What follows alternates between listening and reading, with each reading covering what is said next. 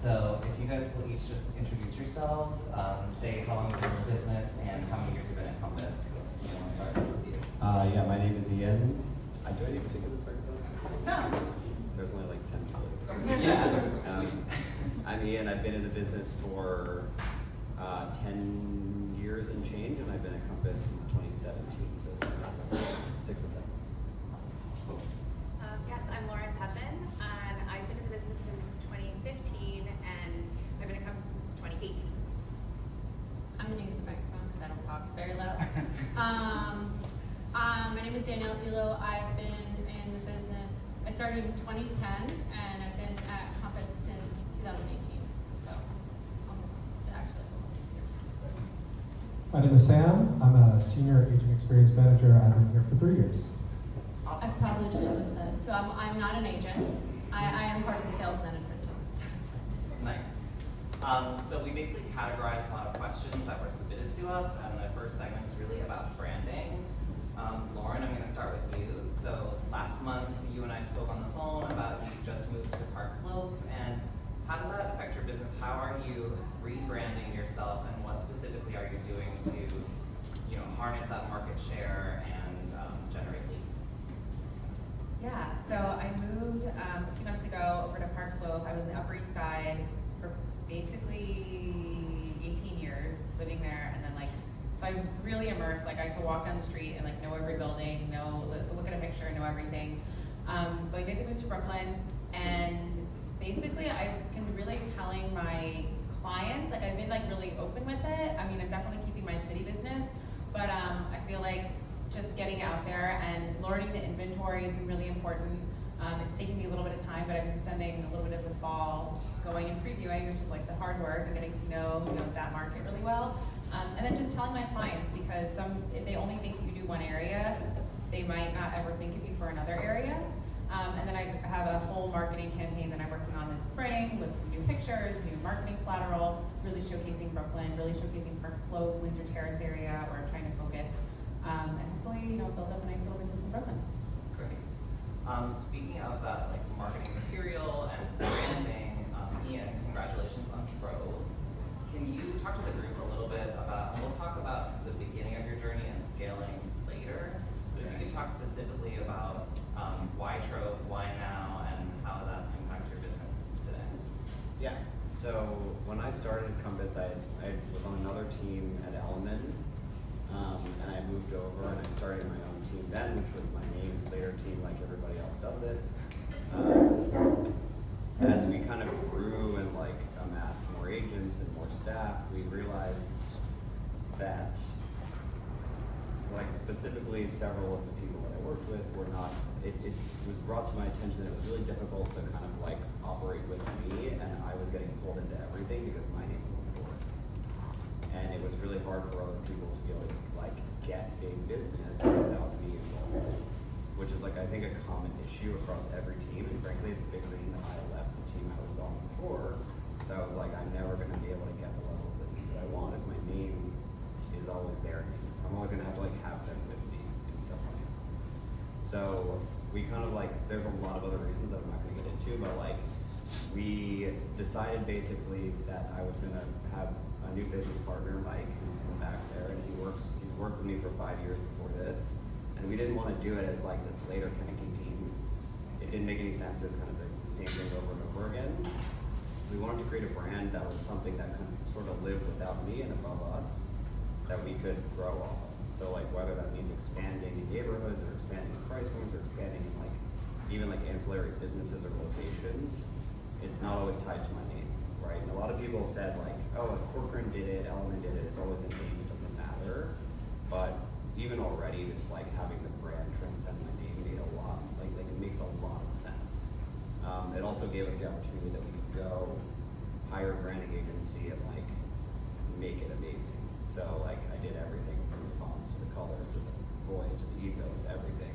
And we all worked together on it for almost a year. So yes, that's the reason. That's great. Yeah. This actually really ties into what Sam's going to speak about, which is how branding informs our business. And when we spoke last week, you talked specifically about systems that people implement.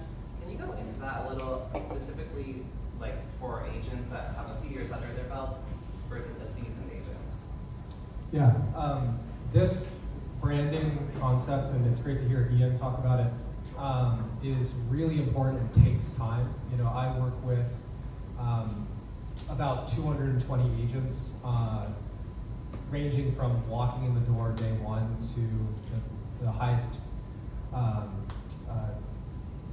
the most impressive agents and highest grossing in the country. And one thing that I've identified is that those agents put so much time into their brand, and it really. I was talking with Agent Corey back here about the Four Seasons, and you hear the Four Seasons, you know what they're about, you know what their offerings are, you know what they bring to the table, and that's what I try to do with my agents. You know, you have to identify your own value systems and what you bring to the table that's different than the person that sits next to you. And when it comes to systems and how that plays in, the brand will dictate who you're marketing to, how you're going about marketing, what things you need in place in order to have that client journey really be as successful and as fluent as possible. With my agents that walk in day one, what that typically looks like is, how do I generate leads, which is, with agents, it's always kind of top of mind, is how do I get more people and brand awareness wise. And a lot of that comes down to me having an initial conversation with those people about, like, who are you? What do you want to be doing? What's your career aspirations? What's the goals? What are things in your personal life you're trying to achieve? Because at the end of the day, that's how we go about developing who you are as a brand. When it comes to scaling and, you know, as time goes on and as your career goes on in real estate, you start developing really great relationships, referrals, and you want to take on more team members, admins, whatever that may be. I work with a lot of agents that I consider at capacity, where they're kind of working as hard as they can. They want to build a team like Ian. But for me, it's about what systems are there to make those admins successful. Because what agents find when they start hiring people, I used to own a food truck back in the day. And the best piece of advice that was given to me was, the minute you hire somebody, the accountability goes out the window. With a lot of real estate agents, they become coaches instead of kind of doing what they love to do and being agents. And those systems and what the agent experience team can help you with is to develop the systems that are communicatable, that are also tied into the brand, whether it be action plans, how the business tracker operates, how the checklists are built into business tracker so that the admin knows what to do on a daily basis. There's a lot of tools here at Compass that allow you to do that, and that ties into kind of where you are and kind of the stage of your career. With the most successful agents, they come to me a lot of the time with they have their systems in place. They understand who they are. They understand how to run a team of people. And for us, it's about how to be correct, it's one-off things. It's not building whole systems together. So as an AM, from what I've seen from the business strategy standpoint, is how do you build those systems around that brand, around your value systems as a person. Right. Speaking of building those systems, Danielle, what is the number one thing that you consistently see top agents utilizing that contributes to their brand success, be it tools or just best practices? Yeah, so first thing I would say is consistency. It doesn't matter if you've been doing this for 1 month or you've been doing this for 10 years. You have to start really just like organizing your contacts, being consistent and being like intentional with what you're doing. Because there was a time that even when I first got into this business a long time ago, my first year or two, I was like very reactive, and I would post an ad because that's what we did back then, then I would just like respond to somebody and whatever. There was no rhyme or reason, no organization. What I found is that the top teams, they have their contacts, they have a CRM, they're organized, they utilize our platform specifically. A lot of them do utilize the CRM. I don't know if you have used Likely to Sell or you've used like any of the action plans, but they're great. Sam can tell you all about them and the agent experience team. But it really streamlines your business. It doesn't make it actually makes everything like you're working smarter, not harder. That's number one, it's just being organized. And number two is staying front of mind, like you have to utilize social media, and whether that's through Marketing Center or whatever we use there, or just posting, you have to be consistent. Consistency is key. And on top of that, I mean, those are like the two really big things. Stay in front. There's Back to Basics Challenge right now. Get in front of people. Like, how many times have you met with somebody and they had something that you needed and you didn't realize that they had it, and then you're like, oh my God, I just met with them, I'll call them about whatever. It's really just staying front of mind. But yeah, I think like there are so many tools that we have. You can utilize collections in many fun different ways. Tell them all about that as well. But really, it's just staying organized and staying on top of everybody. Intentional. That actually ties into Ian, what I'm going to ask you about next. I'm going to jump out of order, but I imagine that at this stage in your career, you're not focused on generating leads, but more so retention. So how do you specifically stay in touch with your sphere? This was an issue for us a bit ago because I had too many people that I wanted to stay in touch with, and I used to do really deep market emails to people, and I'd be like, this is what's going on with the market, and it would take me an hour, and I could do it for 10 people, but I couldn't do it for 100 or 1,000 people. So I was like, okay, how can I actually stay in touch with people? And I'm sorry, I'm probably gonna go against what you guys might say, but I think just the generic these are my favorite restaurants in New York emails, people just delete in 2 seconds. So I was like, that's not the intelligent way to stay in touch with my sphere, especially not the brand that I built. So I was that's when we created the Market Watch thing, which is basically now called Trove Trends, which is just a weekly update on the market. And now there's 25,000 people on it, and I don't have to think about who's getting it, and those people hear from me constantly. But it's not you have to do everything. You're right. You have to do social media. You have to be present with people. You have to realize who you should be in touch with. You have to get drinks with people. You have to go to dinner with people. You have to go to events. You have to just be on your feet and be in front of people. Because if once there's a point in your career when it pivots, when everyone knows that you're in real estate, you're just in front of them. They're gonna ask you about it, and that's kind of your opportunity. And then they're eventually just gonna ask you to list their place or to work with them or whatever, right? It's not necessarily gonna be you chasing them at a certain point. But I always talk about the drip campaign of just staying in touch with every single person that can possibly be in your sphere. The email blast is the easiest possible way to do that. Social media can be the way to do that, but social media can be cringe. So you have to be careful with it. Yeah, no, I hear you. Can I Especially, just jump in and add something to that? So I also get the Trove Trends, it's really good. And I think also just being really authentic and being yourself, because I do get the Compass template emails, and some people just send out the exact template to everyone, and I'm sure that gets deleted. And when I use it, I actually go in, I change it, I add something, I love to cook, so I add in a recipe or something, and I really customize it. And if I'm talking about a restaurant, I'm here's me at the restaurant or whatever. Just being really authentic, I think people really respond to that. Because I think also there are a lot of brokers, and they have to try and stand out, and you're also not the right broker for everyone, and the people who are meant to work with you will work with you if you're authentic in yourself. right. I want to talk a little bit about scaling your business. So Lauren, let's stay with you. Can you pinpoint anything specific you did to win business at a higher price point than you ever sold before? So right now I have right now I have a pretty big listing. It's a penthouse on the Upper West Side. So if you have anyone, still available. So I really think that knowledge is power. I think you have to know your numbers. When you're getting in front of these clients that are luxury clients, you're probably not the only broker they're meeting with. They usually have a team of people. They have financial advisors, accountants, their friends. There's so many people. And if you're really confident and you know your stuff, and I guess you're yourself, that's kind of what I did to get that listing, and then also just keeping to develop the relationship.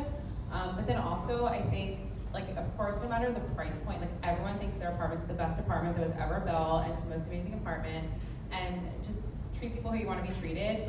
Even if it's $1 million apartment, that's huge for somebody to have $1 million home. And so I really do try to treat everyone like they're a very big luxury client. But also I think read the room a little bit. And I try and like do things a little bit differently. Just be like a person. People don't want to be sold to. They want to feel like they're, you know, quote unquote shopping with a friend, and just treat people like people. Danielle, do you have a specific advice for younger agents wanting to build market share? Yeah. So it kind of goes back to what I was saying before. Get organized as soon as possible. Get all your contacts into a CRM. Make sure that you know if you were representing a tenant and they're rented, put the lease date like 3 months or 4 months out. Stay in touch with that person, follow up with them, ask them if they're looking to renew their lease or if they want to look somewhere else. Because what's going to end up happening is those renters are going to end up turning to buyers, or they're going to move in with their significant other, whatever. Then they're going to turn to buyers. Then they're going to maybe buy again. They're going to turn to sellers. So it's really like that's how you literally build your business. You build your business by building your book. There are other ways you can do that, but I found that seems to be the most organic and successful way, that like risk adverse way. Like you can pick up a phone and do FSBOs, which is totally fine. And honestly, if you are comfortable doing that, you absolutely should, because there are not that many people that are doing it. But if you really want to start and like grow and build your business, just do that. Start at the bottom, organize everything, organize birthdays, anniversaries, make sure in the CRM you have their kids' names, their pets' names, so that when you are calling them or emailing them or texting them or however you want to do it, you have something to talk about with them. There's actually like something that we have a sales manager meeting, and we were talking about like unique things that other agents have done, and because a lot of people are like, how am I supposed to reach out to somebody who I haven't talked to in a long time? And there's this one manager was saying how his agent said that they would just text people, like kind of near where they knew they worked, and they would text and say like, hey, were you just walking on 57th and Park or whatever? I think I just saw you. And they're like, oh, that wasn't you? Okay, well, how are you doing? So that's like a random, if you want like a tip on how to get them. Yeah, so I mean, because like that's the thing, like how do I get in touch with some of these people? I haven't talked to them in 3 years. But yeah, it's really just start from the bottom and get organized. It's kind of a simple formula. It's just not always as easy to do. You have to just really like stay on top of it. I love that texting. That's great. Right. Sam, what is something like a compass tool that you feel is being underutilized or overlooked by agents that want to build? Yeah, so I guess bouncing off the scaling idea as well, and to what Danielle was just talking about, who here has used action plans before on the compass.com system? Cool, nice, that's perfect. So the beauty of action plans and how it fits into scaling, and what Danielle was actually talking about, is I work with action plans in drip campaigns are how I dangle the carrot in terms of organization of the CRM. What you can do, examples of action plan drip campaigns that have worked in relation to what Danielle was talking about. We can send out automatic birthday emails. We can use the lease anniversary, so 100 days, from that lease anniversary, we can send them a notification, hey, I don't know if you're looking to re-sign your lease or not, happy to work with you in whatever you're looking to do next. A lot of it, yeah, go ahead. And if they reach out to you, tell me if I'm correct here, like it can cancel it out too. Yeah. So if somebody emails you, say you have something 100 days out, somebody emails you before that time, it will cancel out that action plan. So it's not like you're going to be randomly emailing them. The same. Yeah, you can Yeah. decide if you want to do that or not. But I think action plans help, an admin, if you're trying to hire them, you can set internal action plans to say, on the 1st of every month, I need you to do this, I need to send out the newsletter tag, super helpful. I think, action plan ideas, nurturing past clients, cold leads, likely to sells, we could have, for me, it's about like what the client journey looks like, after a deal closes, what happens, are you sending out a closing anniversary gift? Are you sending something 90 days out? There's a lot of things that happen after a deal that we want to make sure that we're doing, as well as years into the future with that contact. We can help you with the agent experience team set up those systems that not only help with the past client situation, but also internal plans as well, to make sure that your agents and your admins are staying accountable as well. So I think action plans are really great. What I tell my agents is get your CRM in a place where we can utilize those tags in very specific messaging. even if it's down to past clients, buyers, sellers, renters, those plans may look different depending on who they are. It could look different if they're out of market versus New York City. So the CRM is helpful to get organized to a place where you understand those people and how we can communicate specifically to those people. So I would say action plan. I think that's great. Creativity is key. Like, I actually just had someone tell me that on their closing anniversaries, they send CMAs to their clients, like, hey, how are you? Just FYI, this is what your place is worth now. You know, when it's on the up. But speaking of scaling, Ian, I think a lot of agents here want to know, I guess it's sort of two parts. If you want to give just a brief history of who started scaling, but then specifically, you know, I think in New York, it's easy to get into that $1 to $2 million range. So is there a specific deal or a mentor or something that happened that you feel helped click you into that $5 million mark, 10 million? Yeah. Do you want my history?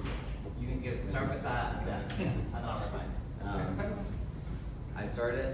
I got all kind of ties together. So I started Douglas Elliman. My first bosses were the Alexander brothers, who now are an official, who have like their own company now. They were uniquely and like only focused on the ultra high end of the market. Like they, to the point where they didn't really like care, or came off that they didn't care about littler things. So like I was taught and trained to be at the top of the market, and they were like, this is a percentage-based business. It only makes sense to do it if it's a high price point, which is a super valid thing to say, right? So like it's sort of in my like ethos, or like where I cut my teeth, that was like my mentality, was like you have to focus on higher end, and I was exposed to it really fast. I think obviously you're never going to get those people at the beginning because like they have advisors, they have people in their ear, they have friends, they have referrals, like you're surrounded with really hard to get. You have to like create an entire thing around yourself for them to really consider you. I don't know if it was like a deal or anything. I think it was just like my perception changed as I got older, and I realized that those people are keeping an eye on you, and they're like looking at everything that you do at all times. You're looking at your website, your deals, your press, your social media, like your communication style, how you dress, everything. You have to kind of like do those things before those people consider you, and almost like pseudo fake it till you make it. So like I got a PR person when I was like 26. I paid him like $500 a month to get me quotes in Brick Underground, like of me saying that like you should not dim your lights when you should, like the stupidest thing. Yeah. But then it like helps with your SEO. So when someone Googles you, like you have articles, and they're like, oh, someone considers him to know what he's talking about. I used to pay a driver to drive me with clients like $50 an hour, and I was so cheap basically that I would like take the subway to where the client was getting picked up, and then I would like meet him 5 minutes before, and then I would like take him around, and then I would be like, okay, try me out, let me out, and I would pay him. Right, and then that person thought I had a driver, and like so then that person's like, oh wow, he really has it going on. So like you just have to kind of like dress for the part, even if you don't really have it. And that's what I realized. I mean, those people start being like, oh, you want someone? Like, he takes extremely good care of you. He knows what he's talking about. He clearly is good at what he does. Like, a lot of it is a pseudo facade in the beginning until you actually, like, hit it and have it. But I think it's just about, like, setting the goal and, like, focusing on that. Because you can also, like, very much get pigeonholed into a price point, right? Like, you can get, I could do a certain price point and only get referred to people in that, like, socioeconomic group, which is totally fine. But, like, that's not a lot of people's goal, right? So like you have to be willing to like break from those people and focus on the other things. And also just like effectively spend your time in the right way. Right. Can I jump off that? Something I've also been talking about recently is musicians, great branders. You see what they look like and they show up at the Met Gala. I can understand what type of music Lenny Kravitz makes. I think like if you think of yourself kind of like a musician in this space, I think it helps you understand who you are and how you build that brand around that. Like between stage names and all that stuff, I think it's about thinking about what brands are out there that do a really good job and why they are good at branding. And I think that's a really cool insight into how we develop that. Cool. That's funny. I was thinking of musicians, but in a different way, because when you come to New York and you're an actor or a singer or something and you're auditioning, you always start at the bottom and work your way up. And I love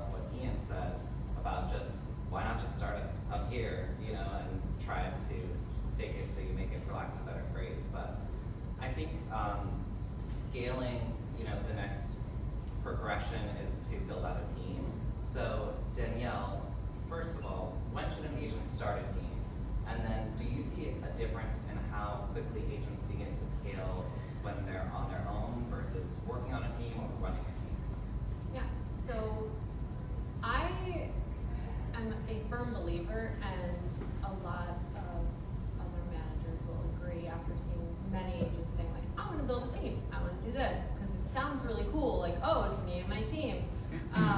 But you should build a team when you are at a point where you can no longer do everything that you are supposed to do to efficiently run your business without somebody else. Now, my only caveat to that is if you just are not great administratively and you think it would benefit to have somebody help you as an admin, if you want to pay for an admin, go for it. That's not what I'm talking about. I'm talking about like actual bodies. Because if you wanna bring somebody on to your team as another agent, a second agent, and you don't have, and you're doing this like, some agents will say like, oh, I wanna team up with somebody because we're gonna pool our GCI or yada yada yada. And listen, like that's all fine and good, but if you're not doing any more business, you're actually like, you're doing everybody a disservice. So I would say like really wait till you're at a point where you need to have somebody that helps with showing, or you hit a point in your career where like you were doing a lot of landlord-tenant, like your landlord, you were representing a lot of landlords, and all of a sudden some of them are now selling and whatever happened, and now you have some of these renters and you can't service everything you have going on. Because if you're bringing on an agent, it's also a lot of work, and it takes a lot of time. And not all of you, but many of you don't necessarily know how to really like. Yeah, exactly, like manage. Like it is a lot of work. So you also have to be structured with them because they're looking at you as the person that's going to be helping them get to the next level. So it's also a lot of stress. I did this when I was an agent, and it's stressful when like all of a sudden it's November and December and you normally have 6 or 7 listings, but you have 2, and you have an agent who's like relying on you, even though if you bring somebody on, they really should be generating business. But a lot of the times what happens is that person ends up like looking to you as like the source of money, and then you're like, oh my god, I have nothing to give them, and then when sometimes you give them something that you normally wouldn't, and now you're losing money. So it's really when you hit a point where you need to really, like, you need help. How quickly do I see somebody's business scale from there? If you are effectively hiring people based on need, it can, I have one agent in particular who joined me during COVID, and he was doing okay. Like, he did all right. He did some sales, he did some rentals, and now he's doing very, very well. He has 3 people on his team, he has 2 admins, and like, I think in 2021, we had a conversation because he was like, I've never done a deal at this price range. It was around $5 million. He was getting a $5 million buyer. And I had to like talk him off the ledge. I'm like, you have $1 million buyers. That's $1 million, to your point. Like $1 million is still $1 million. Whether or not here in New York, it's like, well, it's not the highest price point. It's still $1 million, and it's still somebody's purchase. So treat them the same way, a little bit elevated, like do what you have to do. We had a whole talk about that. Now he has like $12 million listings, and a lot of this has to do with the fact that he had more time to put into like servicing those clients, because he could refer out some of his rental clients and like his other buyers. Focus on the top. Yep. Top people. Yeah. Everyone. Question time or no? We will at the end. Okay. Yeah. Everyone sort of structures everything differently. Lauren, can you talk a little bit about how your business is structured? Are you on a team? Are you, you're sort of quasi in between, right? Yeah, I'm like a little mishmash. So I'm technically on a team, but I actually partner with a lot of agents since I started. And people ask me to be on a listing, or maybe it's like a geographic need, or the type of client, or a location. They're all different things. And so I've actually built a lot of business that way, because it just, again, gets me in front of more people, gets me familiar with buildings. I'm like in the building, I'm like talking to other people. And like I'm somebody who like loves to be busy. Like if I have nothing to do, I don't know what I'm gonna do with myself. Like I always want to be like doing something because it's again a numbers game. So I kind of work with like all different people, and I guess they like working with me because people keep asking me to like work on stuff or work on buyers or work on sellers or landlords or whatever. So it kind of is just what works for me right now, because I like to like jump around and have lots of different opportunities. And I think it's also been really beneficial because now I had so many people I was working with on the Upper East Side and the Upper West Side, and now I'm like, well, I'm in Brooklyn, so if you have anyone for Brooklyn, they're like, oh, I don't go to Brooklyn. And so I have all of those people now referring Brooklyn business, and so I'm able to like grow from that. So, and then it also has been really beneficial because now I have great relationships with the people I've worked with. So if they're on, like maybe I'm not on a deal with them, but if they're the broker, they know how I work. They know, like I've actually won a deal just from, again, relationships. So I think it's kind of whatever works for you. Some people might thrive on a huge team. Some people might only want to be an individual broker. And I think you kind of figure it out as you go along, and you see what gels. Awesome. Sam, when people are creating teams or just working in general, what is something that AEMs do that people here don't realize and that they should be leaning on you for? And what do your top agents ask you for help with the most? That's a great question. I would say, to answer that last question, I'd say the top teams, a lot of times their admins will reach out to me about certain things that are needed, but for tools and scaling wise, for me it's how prepared are you with marketing centerpieces. That's one big one. Do you have a listing presentation, buyer presentation? When you get a lead, are you ready? Is a lot of the time where I kind of gauge things. For me, it's like trying to have marketing pieces along the client journey. So like from the brand awareness phase to the consideration phase to the decision to work with you phase to the closing of the deal to afterwards and referrals. Do we have things that show your value as an agent, and how do we present that? That is helpful for when you're scaling teams because that identifies what the team's structure and how they should be doing it on a day-to-day basis. When it comes to systems, I think, like as I was mentioning, action plans are helpful. Business tracker checklist to help identify what needs to be done for a sell side deal versus buy side deal. Mainly just to understand and so that you know what the structure of what that's supposed to look like.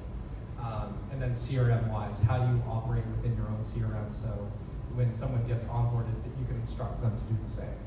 I think team members will grow and learn how to do real estate on your own with your guidance, but I think like having all those things in place is really helpful. No, that was great.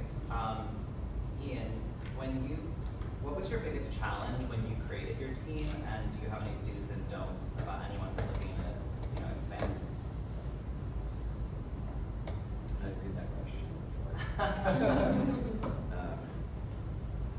My biggest challenge, I would say, was figuring out the right number of people, and not like chasing a carrot of somebody who told me that they have a big network but don't know what they're doing, which is like a very common thing that you will run into as you become a team leader. If you do, like, people come to you, they want to be on a team, and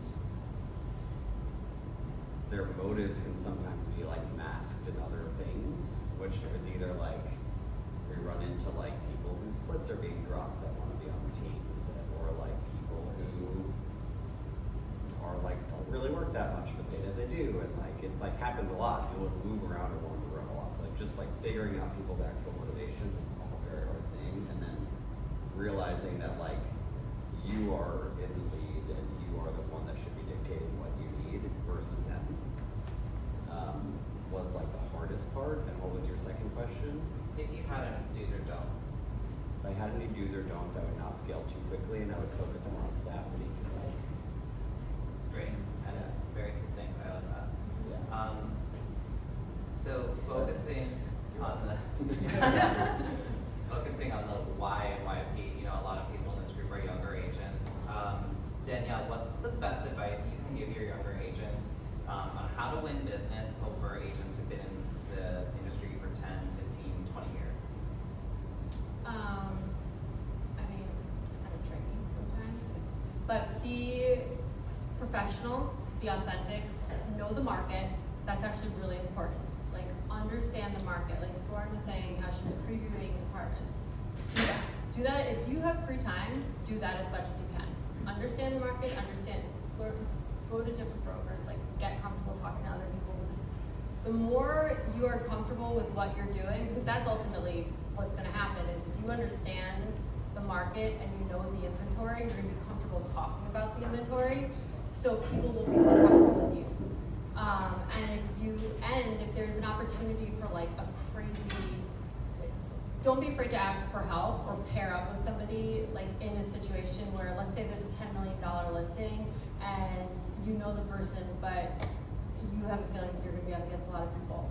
There's nothing wrong with asking another broker that you think might be able to service that listing like with you for the reputation, because you're building yourself too.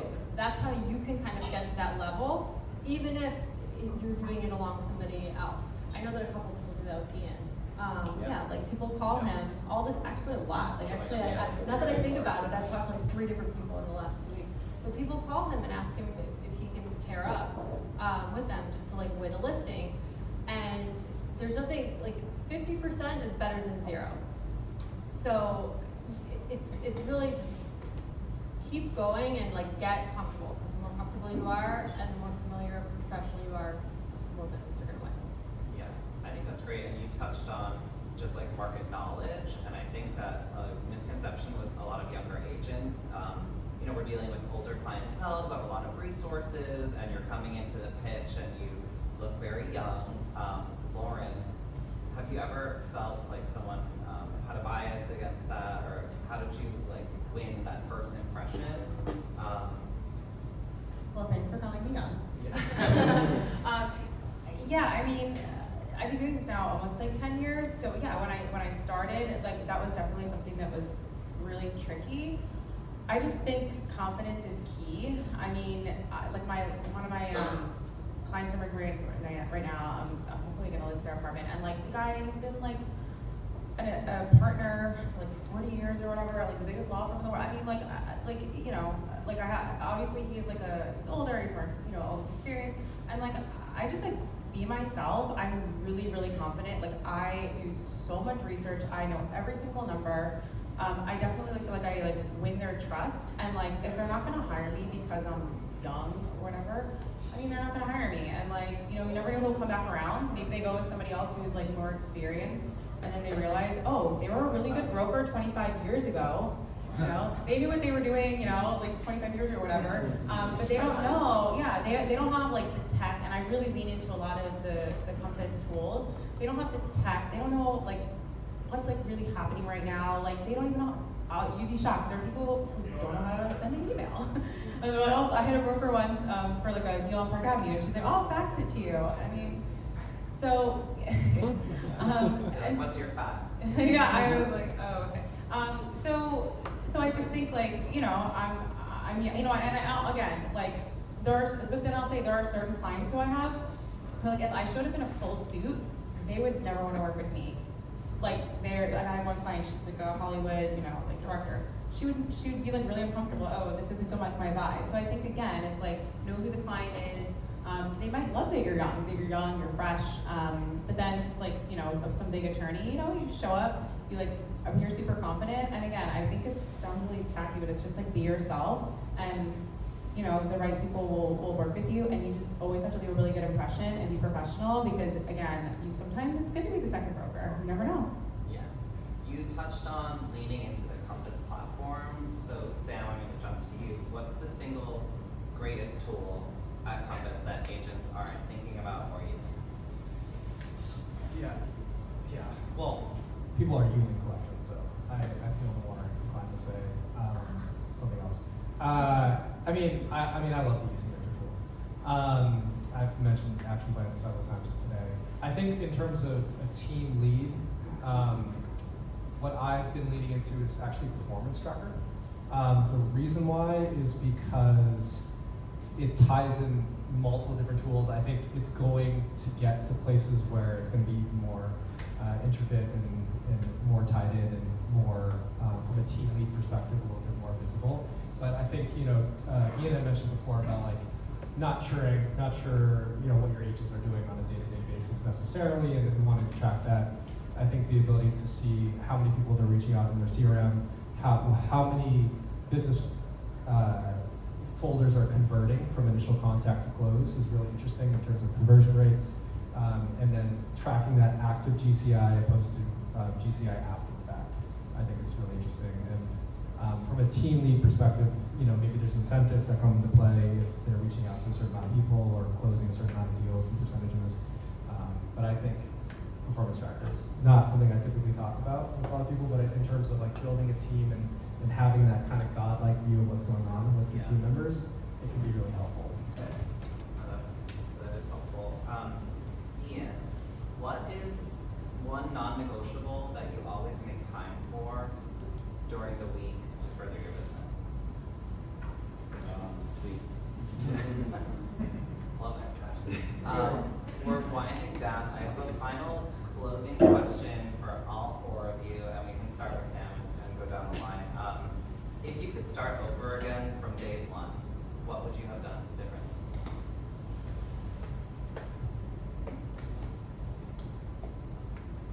I think for me, it's as a staff member, we do our best to implement tools with the agent needs on a day-to-day basis and try to figure out how to strategize around that.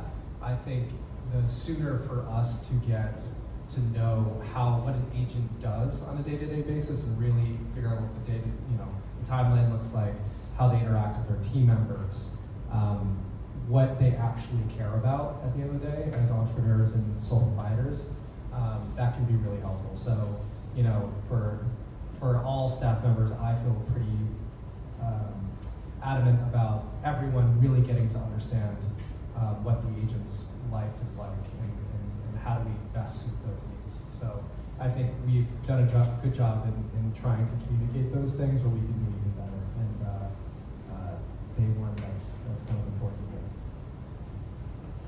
I'll do day one when I was an agent. What I would have done differently when I was an agent is I would have been more on top of my marketing. I was great with like referrals and whatnot, and I did a lot of social media stuff, but like as far as marketing, I was not as consistent as I could have been. And a lot of what I said, like being intentional in what you're doing, I didn't always do that. So I would say just really just doing more marketing, getting myself out there more. I think right when I started at Town, and I remember when they would send out, in the beginning, I wanted to just be Upper East Side, that's where I lived, that's what I knew, and they would send out these emails, preview this new building in Tribeca, this new development in Brooklyn, and I'd be like, oh, why do I need to go to that? And now I go to everything because you just need to know everything, and it's so shocking. You could be at an event or a party, and someone's like, oh, what is, you could be there, and be like, oh, what is that new building? And if you're the person who's like, oh, that building, oh, it's new, it's from this architect, they have this amazing pool, and you just never know where the conversation will go.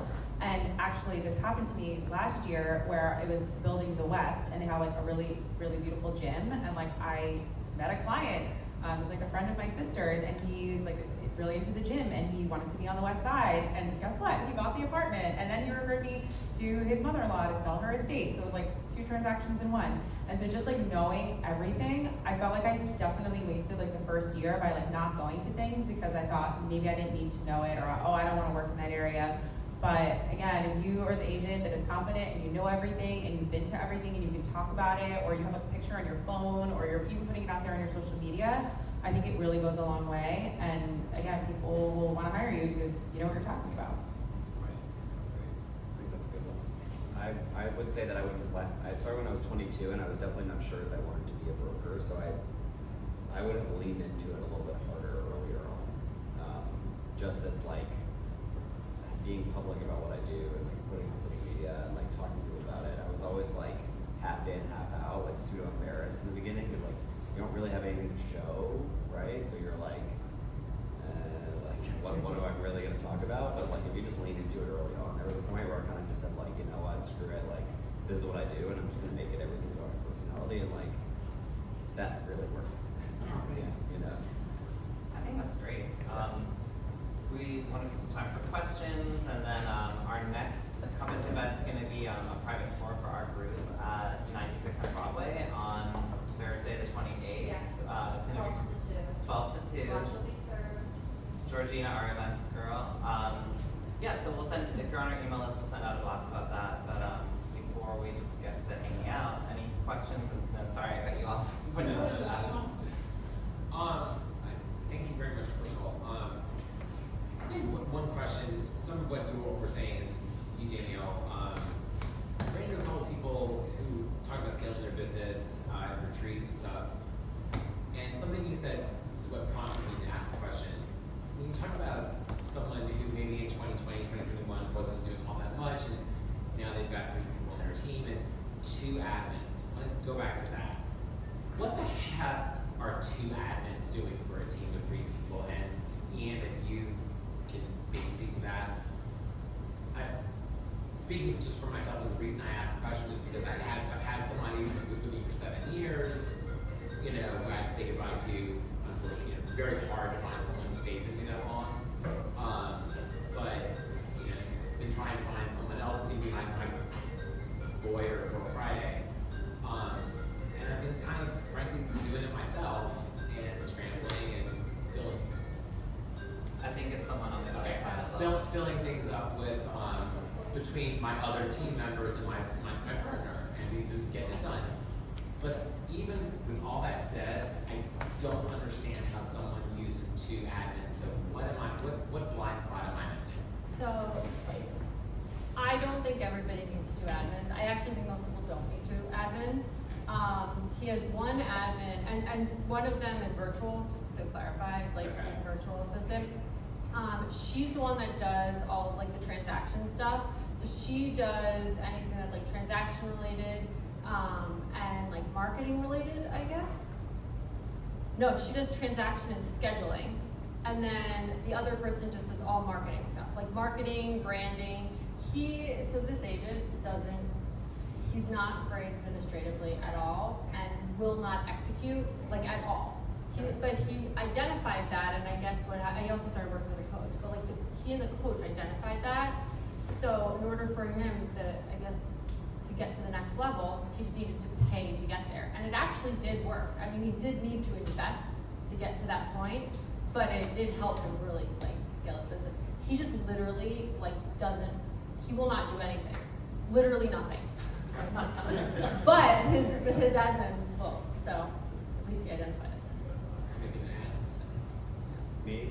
Yeah, just in terms of like administrative and management. I would say that it's a really, really, really difficult position to find a good one. And you should consider yourself very lucky if you find a good one. So keep working. That's 7 years. And there is an absolute 0 reason you need 2 pure admins, unless you're doing like 400 million. It kind of reminded me of like when reading about like Michael Scow 10 years ago with 4 Blackberries. I'm like, what? What are you doing with For 4 what? Blackberries? Like juggling? Yeah. That's a big Yeah. No, I mean at a certain point, and I've been guilty of this in the past, you're creating work that like you're just creating work for yourself to create work for them. Any other questions? All right. Well, thank you guys so much, and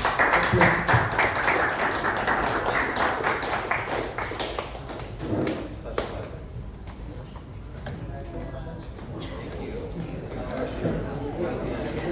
Thank you.